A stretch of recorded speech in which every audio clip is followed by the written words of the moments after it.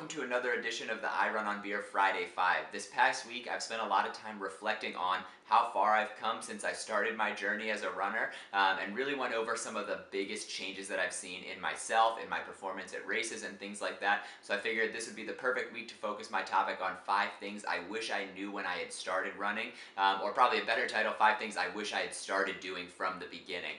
It's insane how many routines or little things I've tweaked in my training schedule that I just never used to do, never thought I had time for, that have had a huge impact. So I'm going to be focusing on 5 of those key variables or key changes that I've made to my running over time that I wish I had done right from the start. But before we jump into today's topic, just a quick announcement. If you are ever looking to test out some new running gear or looking for a new race to register for, I actually have a long list of discounts posted on my website. I'll include the link for both pages below if you're interested. But like I said, I have a specific gear discount page. If you see gear that I've tested on the show, or just heard about through Instagram or anything like that, you can always find discounts to that gear on my website. And then also, like I said, a full race calendar that stretches all the way, I think, until January 2020 we're up to. So you can take a look at all the races that we have discounts for. So keep an eye out for that. All of those discounts are offered through BibRave, so definitely something to take advantage of. But now let's get into the meat of this week's topic, the 5 things that I wish I had known when I started running. I got my start in running as part of my high school cross country team. I think that's how a lot of runners discovered the sport. Unfortunately for me, I didn't find it until my senior year. I went to a high school that required you to compete in a sport every year, and I spent my 4 years having no idea what I wanted to compete in, didn't really like a lot of the sports that I was trying, and unfortunately didn't find the one that I loved until my senior year. And by that point, it was my senior year of high school, didn't give it the attention it deserved, kind of just did it because I needed to do the sport, but also enjoyed it so much more than the other sports that I had attempted. So I wasn't super competitive. I was able to bring my 5K down just below a 20-minute mark, and I'm still working to get back there, but that was how I started running. So you might see a theme through this week's Friday 5 of how much that impacted how I got my start in running, and the things that I wish I had known when I started. I was running as how I learned to run in high school, whereas you slowly start to transition, especially moving from 5K to longer distances. That knowledge didn't really transition for me because I just thought that, oh, everyone just runs how high school cross country runners should run, and didn't really give distance running the attention it deserved. A perfect example of that is item number 1 on my list of things I wish I'd known when I started running, and that's that it is okay to eat and drink while you are running. This is something obviously I never did in cross country because they were just 5K races. You could get through it relatively quickly. There was no need to fuel up or hydrate during the race. You could save that till after. I barely even did anything before as well because I was afraid of upsetting my stomach. And what that led to was, after the race, just gut-wrenching tightness, cramps, and things like that because I wasn't properly hydrated or fueled for the race, and there was no one really on our team kind of coaching us through that. As I transitioned then to longer races, specifically my first half marathon, then I thought, oh, I still shouldn't eat or drink anything during my runs. I will just fuel up afterwards. And if you can imagine, training for my first half marathon, that led to a lot of uncomfortable long runs, especially running at speed and not really knowing how to handle a longer duration of that effort. I will never forget how much pain I was in after my first half marathon. I was just huddled over, doubled over, couldn't really stand up, was going back and forth to the bathroom. My stomach was upset for hours after the race. I think I had a sip of Gatorade at the halfway point, but that was the only fuel or anything that I took in during the whole race. So something that I wish someone had kind of sat down and explained to me. I can't believe how long I went without including any kind of hydration or fuel in my plan, and how devastating the effects of that were. So thankfully, I have learned that you can actually eat and drink things on the course, and I've started to figure out what my favorites are. Keep an eye out, actually, in the next couple weeks. I'm going to be testing out Science in Sport, a few of their gels. I've had them before. They become one of my favorite fuel sources, specifically at, I think it was Rock and Roll Philly last year was the first time that I ever had them, and actually how I met my running coach.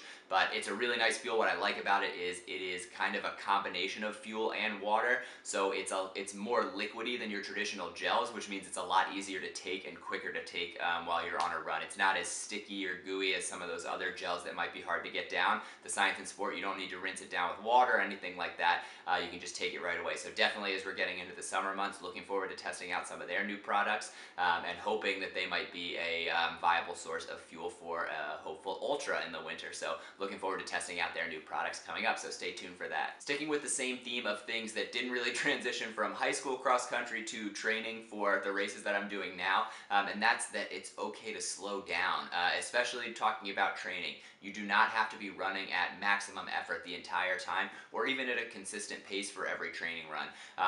For years, going through all my training runs, I was always comparing every single run the paces. I wanted my paces to be pretty consistent throughout every run, having no idea how beneficial variable paces can be.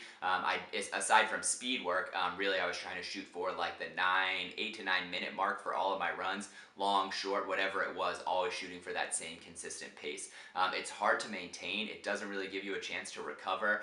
These are things that I've learned, and can also lead to a higher risk of injury. So luckily, again, this is something I've improved a lot over the years, but especially since signing on with my new coach.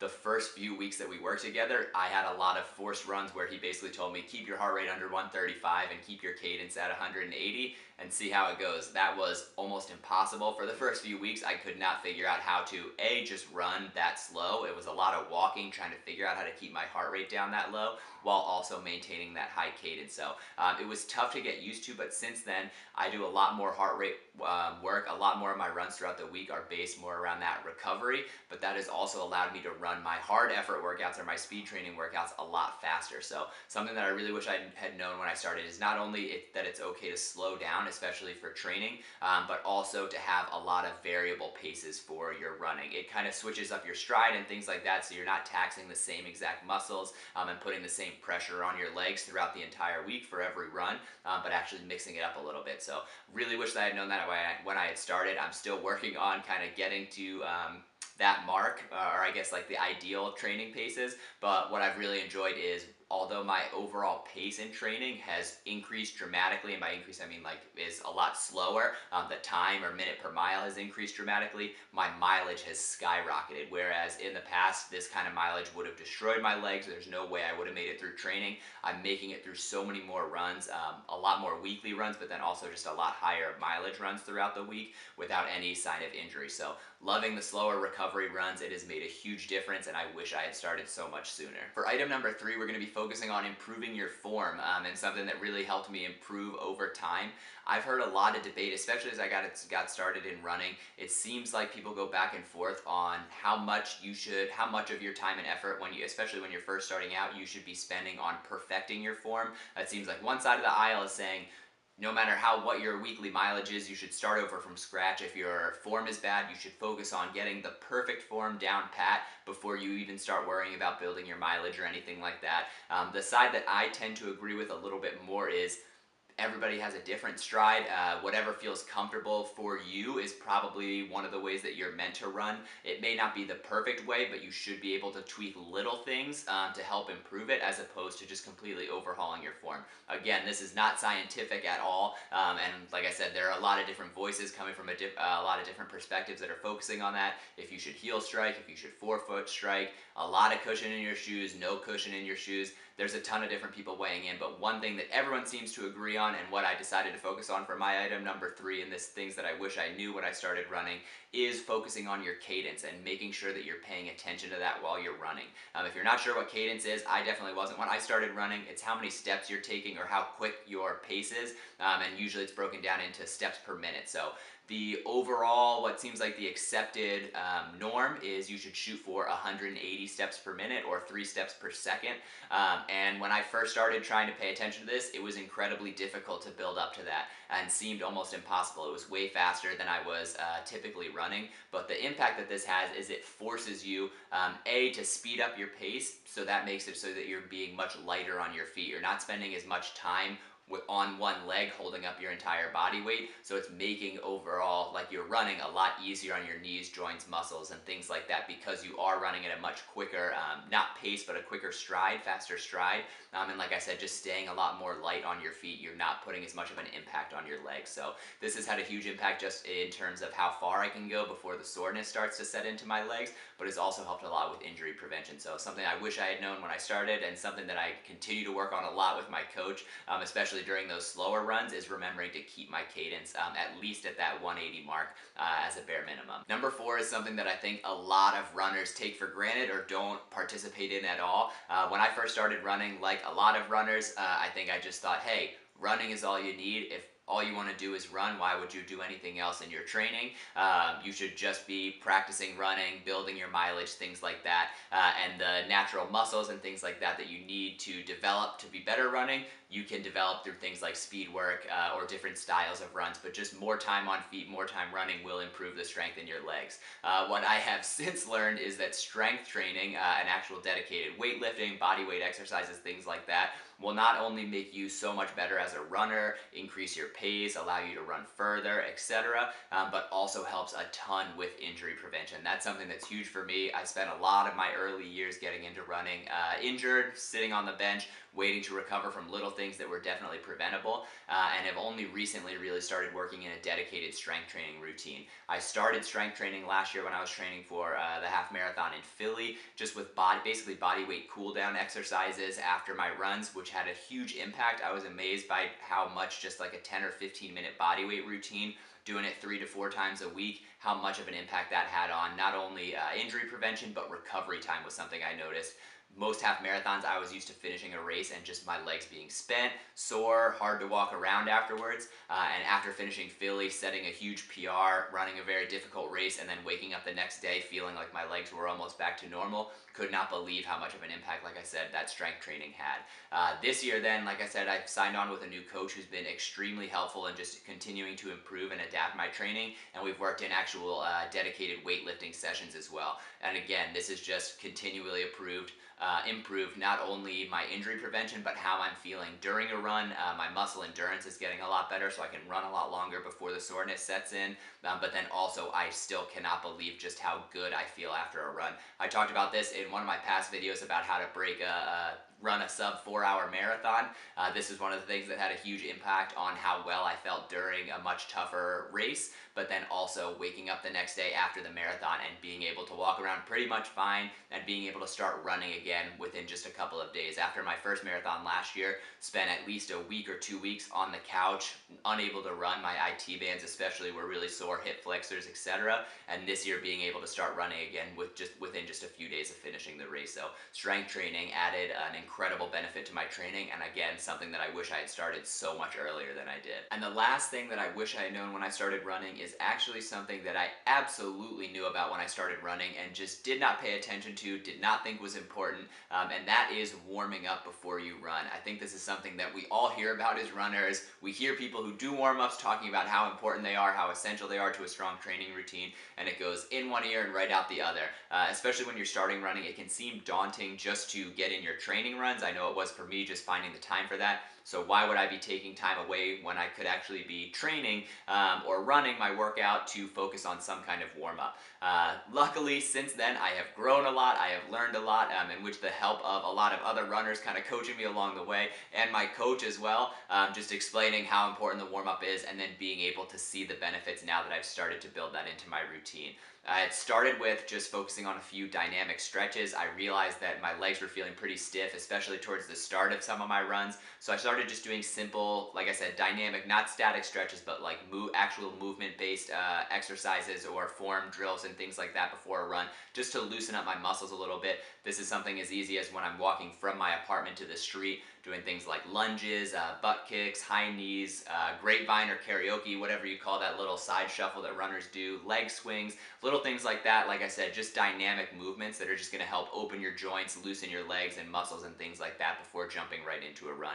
That was the first thing I started doing, but then since signing on with a coach, I've also started running a warm-up mile that he emphasizes a lot in all of my training runs, making sure to get at least a mile in of warm-up, especially before any kind of tough workout. The only runs where I don't run a warm-up mile are my recovery runs, and that's just because the recovery runs themselves are run at the same pace or sometimes even slower than my warm-up run would be, so I don't necessarily see the need to do a warm-up run before those since they are kind of the warm-up, but for every other run, I'm always making sure to get in at least a mile of running, of slow warm-up running to make sure that I'm loosened up for the workout.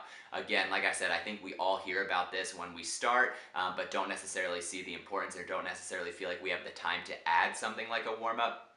And something that I heard time and time again from people was you have to stop thinking about it as an addition to your run and start thinking of it as part of your run. This seemed very counterintuitive to me, didn't really make sense because basically what people were saying was, I know it feels weird or unnecessary to add a warm up, but all you have to do is add a warm up and then it will feel natural. That logic never made sense. I think what really clicked for me was when I did start working with a coach and he actually physically wrote the warm up into my workouts. Then psychologically, for whatever reason, I did start to see those warm-ups as part of my run as opposed to an addition to the run. So made it a lot easier. Like I said, seems kind of weird. I don't know why psychologically that makes sense, but that for whatever reason made it much easier for me to accept and start getting in the habit of running those warm-ups.